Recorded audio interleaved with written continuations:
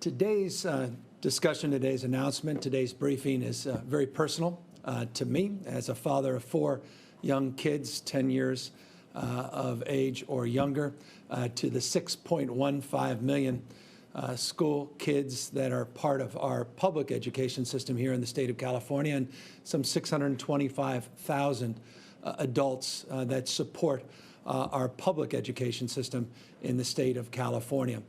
So today I want to talk about what we're putting out in terms of guidance and guidelines for education in the state of California in the context of COVID-19. We'll go through a list of specific recommendations, specific guidance, as well as updating you as we do on all the latest information relating to positivity rates, hospitalization rates, and ICUs here in the state. But let me begin first with a foundational framework, and that is our bottom line, that learning in the state of California is simply non-negotiable, that schools must, and I underscore must, provide meaningful instruction during this pandemic, whether they are physically opened, the schools, or not.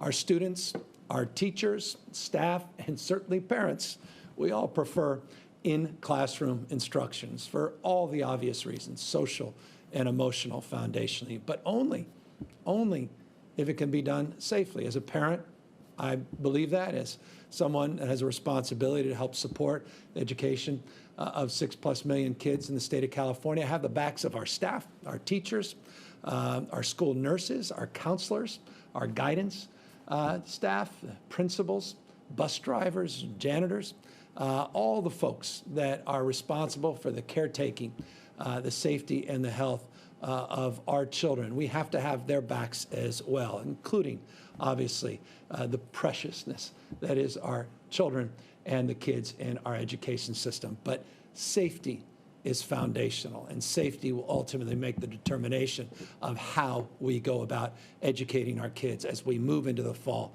and we work our way through this pandemic. Here is the 5 principles that we are laying out in terms of our expectations. Here is our pandemic plan for schools in the state of California. Number 1, safe in-person school based, again, if you're going to be in person in the school, based upon local health data. And I'll walk through that bullet point in more detail in a moment.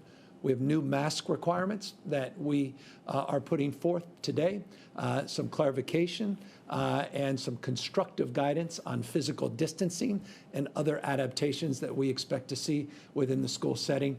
We're putting out specific guidance as it relates to testing and contact tracing in our school system, and what we mean by distance learning. And the word rigorous is foundational. If we're going to have distance learning, and we will, to make sure that it's real, that we address equity, we address the divide, and it's quality. It's rigorous distance learning.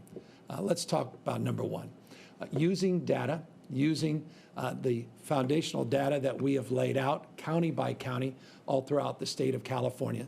We are now putting forth guidelines that say schools can physically open for in-person education when the county that they're operating in has been off our monitoring list for 14 consecutive days.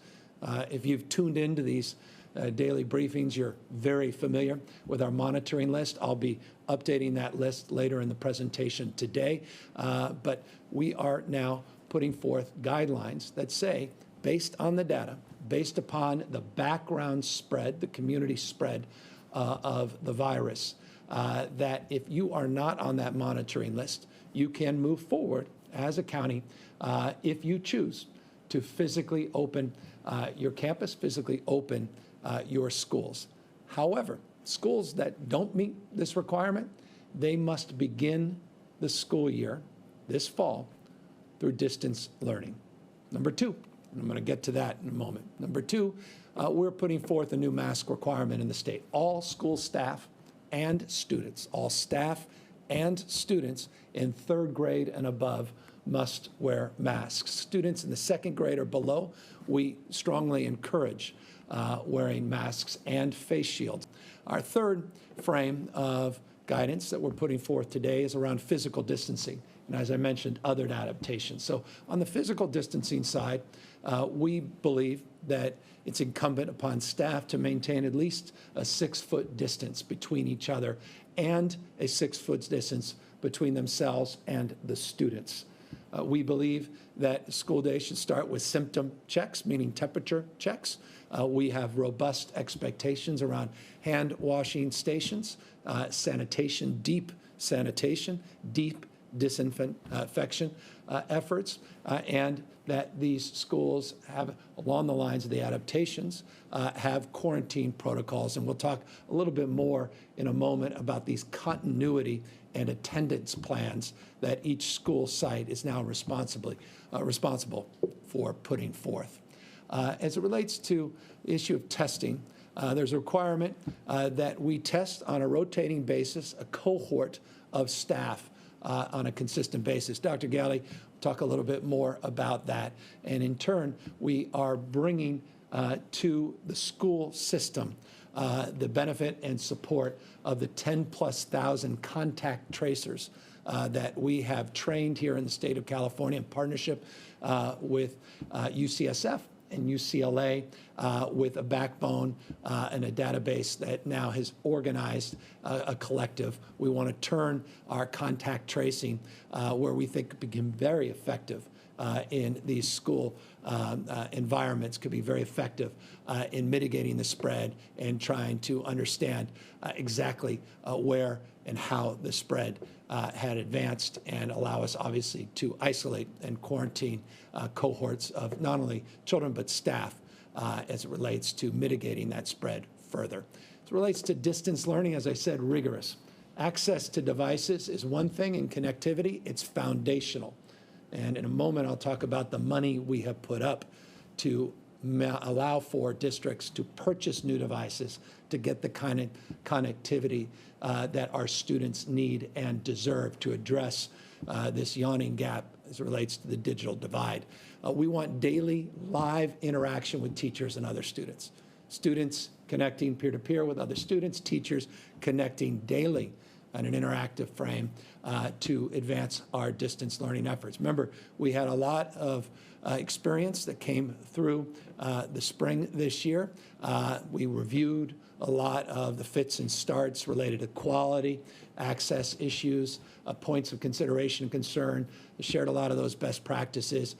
No one is going to deny that based upon the early orders to start to close schools at the local level, that some of it worked more effectively in certain parts of the state than others. Clearly, we have work to do to make sure that we are doing rigorous distance learning, but this is the predicate, the foundation. These are the expectations that we have, minimum expectations in terms of quality, engagement, connectivity, and access to the devices that are foundational in terms of providing for quality distance learning.